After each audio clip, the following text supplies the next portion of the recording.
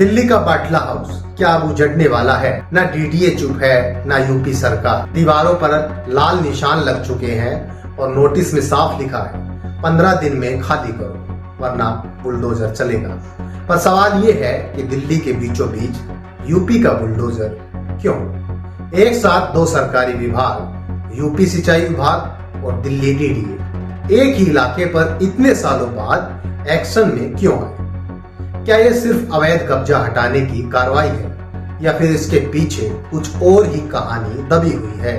और सबसे बड़ा सवाल, क्या ये सिर्फ जमीन का मामला है या पहचान का भी है? आज हम बाटला हाउस के पूरे मामले को विस्तार से समझने की कोशिश करेंगे। दिल्ली के बाटला हाउस इलाके में यूपी का बुलडोजर चलेगा। बाटला हाउस में कई दुकानों, घरों पर उत्तर प्रदेश सिंचाई विभाग की ओर से नोटिस चिपका दिया गया है। विभाग ने लगभग 4.5 बीघा भूमि पर अवैध कब्जे का आरोप लगाया है और 15 दिन के भीतर भूमि खाली करने का निर्देश दिया है। नोटिस में स्पष्ट रूप से कहा गया है कि अगर निर्धारित डेडलाइन के अंदर भूमि खाली नहीं की गई तो बुलडोजर से अवैध निर्माणों को ध्वस्त कर दिया जाएगा।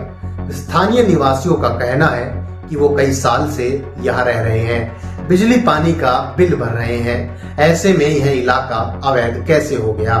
यह बात उनके समझ नहीं आ रही।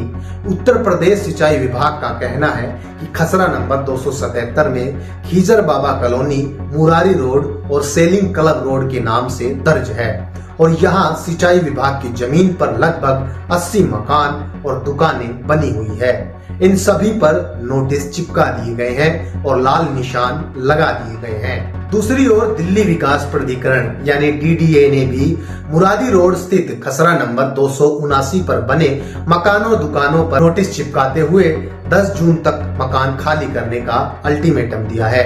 अब आप सोच रहे होंगे कि यूपी सिंचाई विभाग की जमीन दिल्ली में कैसे आ गई? जबकि दोनों राज्यों की सीमाएं तय हैं, प्रशासन अलग अलग है, तो फिर ये खसरा नंबर 277 यूपी सिंचाई विभाग का कैसे हो गया? तो सुनिए, ये कहानी आज की नहीं, अंग्रेजों के जमाने की है। जब दिल्ली की सीमाएं नहीं थी तब यमुना नदी और उसके आसपास का इलाका उत्तर प्रदेश के प्रशासन के अधीन था। सन 1911 में जब दिल्ली को ब्रिटिश भारत की राजधानी बनाया गया तब दिल्ली के विस्तार की जरूरत पड़ी और कई जिले जैसे मेरठ, बुलंदशहर, गाजियाबाद, अलीगढ़ से जमीन काटकर दिल्ली को दी गई। लेकिन एक गड़बड़ रह गई। कुछ जमीनें, खासकर यमुना किनारे की सिंचाई वाली जमीनें, रजिस्ट्रियों में उत्तर प्रदेश सिंचाई विभाग के नाम पर ही दर्ज रही, यानी भौगोलिक रूप से दिल्ली में है लेकिन मालिकाना हक कागजों में यूपी का है। अब पिछले 50-60 सालों में उन जमीनों पर बस्ती बस गई, लोगों ने मकान बना लिए, दुकानें खोल ली, बिजली के कनेक्शन ले लिए, पानी के बिल भरने लगे, लेकिन जमीन का असली मालिक कौन है, ये सवाल वहीं का वहीं रह गया। और आज वही सवाल बुलडोजर की शक्ल में लौट आया है। अब सभी के जहन में एक और सवाल आ रहा है कि 12 साल तक के कब्जे वाला नियम बाटला हाउस पर लागू होगा या नहीं।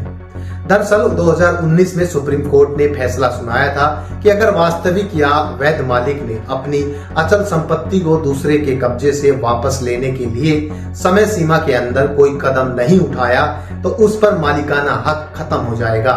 लिमिटेशन एक्ट 1963 के तहत निजी अचल संपत्ति पर लिमिटेशन की वैधानिक अवधि 12 साल है। मतलब अगर अचल संपत्ति पर 12 साल से अधिक समय से कब्जा रहा और मालिक उसे नहीं हटा रहा है तो अवैध कब्जा करने वाले को मालिकाना हक मिलेगा। वह संपत्ति अवैध कब्जे वाले के पास चली जाएगी। क्या बाटला हाउस वाले मामले में लागू होगा यह कानून? बाटला हाउस के कई मकान 4 से 5 दशक पुराने हैं। कई लोगों को लगता है कि यहाँ पर भी 12 साल के कब्जे वाला कानून लागू होगा। लोगों के अवैध अतिक्रमण और घर को कोई नहीं गिरा सकता। सच इससे उलट है। 12 साल कब्जे वाले नियम में सुप्रीम कोर्ट ने यह भी स्पष्ट कहा था कि अगर किसी सरकारी जमीन पर अवैध तरीके से अतिक्रमण किया गया तो वह इस नियम की श्रेणी में नहीं रखा जाएगा। यानी सरकारी जमीन पर अवैध कब्जे को कभी कानूनी मान्यता नहीं मिल सकती है। यूपी सरकार के सामने भी बड़ा चैलेंज है। जामिया नगर के मुरादी रोड पर यूपी सिंचाई विभाग ने कई मकानों पर नोटिस जरूर चिपका दिए हैं, लेकिन सरकार के सामने चुनौतियां भी कम नहीं है। जानकारों का कहना है कि यूपी सरकार को पहले कोर्ट में जमीन का मालिकाना हक साबित करना होगा। मुरादी रोड के कई लोगों का दावा है कि सिंचाई विभाग पहले भी कोर्ट में कोई सबूत पेश करने में नाकाम रहा। पहले भी गफ्फार मंजिल, नूर नगर और नई बस्ती में भी इसी तरह के नोटिस चिपकाए गए थे, लेकिन कोर्ट ने रहवासियों को स्टे दे दिया था। ऐसे में अदालत में मालिकाना हक साबित होने पर ही कार्रवाई हो सकती है। हालांकि ये मामला सुप्रीम कोर्ट चला गया है, जिसकी सुनवाई अगले हफ्ते होनी है। अब राजनीतिक जमीन पर आइए। उत्तर प्रदेश में भी बीजेपी की सरकार है। दिल्ली में भी अब 2025 के चुनाव के बाद वही कमल खिला है। उपराज्यपाल तो खैर पहले से ही केंद्र के अधीन है, जो बीजेपी की ही सरकार के हैं। और जिस बाटला हाउस की बात हो रही है वो कौन सा इलाका है? मुस्लिम बहुल इलाका। वो भी ऐसा जहां आम आदमी पार्टी और कांग्रेस का दबदबा रहा है।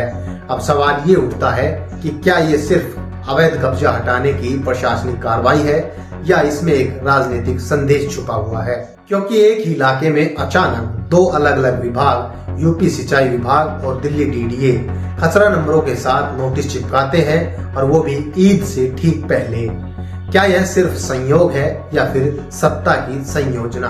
क्या ये बाटला हाउस में कभी हुई मुठभेड़ की स्मृतियों को फिर से सक्रिय करने की कोशिश है, ताकि बहुसंख्यक समाज के भीतर एक भावनात्मक उबाल उठाया जा सके कि देखिए कानून अब यहाँ भी पहुँच गया? या फिर ये अल्पसंख्यकों को चुपचाप एक संदेश देने का तरीका है कि अब सरकार बदल चुकी है और सत्ता का तरीका भी?